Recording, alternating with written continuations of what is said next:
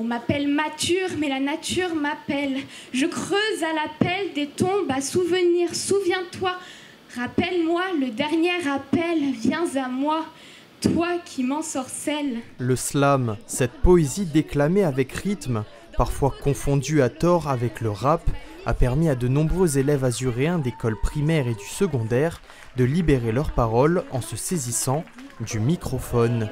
Ça a par exemple été le cas d'Enya, en première art appliqué dans un établissement d'Antibes. Le slam avec Jackie Hido, c'est apprendre un peu à débloquer ses pensées et écrire sur papier des choses qu'on ne pensait pas en fait penser au final.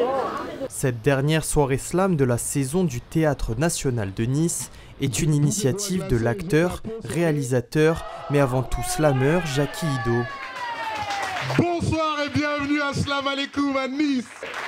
Descendu spécialement de Paris pour partager ce moment. La transmission, ça a toujours été un truc, une part importante de ma démarche artistique, créative et ma quête de sens. Je le fais avec tous les publics, avec des outils complètement différents, mais avec cette envie de permettre aux individus que je croise de tutoyer leur unicité, de trouver leur singularité et de prendre leur place unique dans le monde. Cette envie de transmettre motive aussi Joliba, slameuse niçoise qui a animé des ateliers dans les écoles. Pour les ados de 14, 15, 16, 17 ans qui comprennent réellement ce qui se passe dans le monde actuellement, on ne se rend pas compte de ce qu'ils ont sur leurs épaules, mais du poids qu'on leur laisse en fait. Et là, leur dire, dites-nous ce que vous pensez.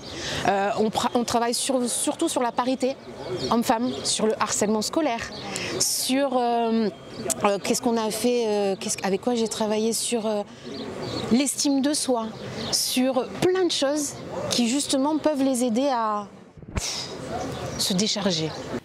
Bonjour, bienvenue dans mon cabinet. Le slam pour se libérer a fait ses preuves. Installez-vous, je vous en prie. Mais c'est aussi un exercice qui met l'addiction à rude épreuve. Chez les enfants autistes, ça peut être quelque chose qui peut nous aider parce que il y a la musicalité, il y a tout ce qui est aussi la gestion de l'affluence verbale. Le côté ludique plaira toujours. Donc c'est sûr que pour un enfant, faire cette activité-là plutôt que d'être devant un texte ou d'écrire, ouais, ça peut être vachement chouette. Et pourtant, depuis le gel fin janvier de la part collective du Pass Culture, de nombreux établissements scolaires risquent d'écarter les ateliers slam de leur programme. Abusé et le droit à la dénonciation muselée, c'est nous.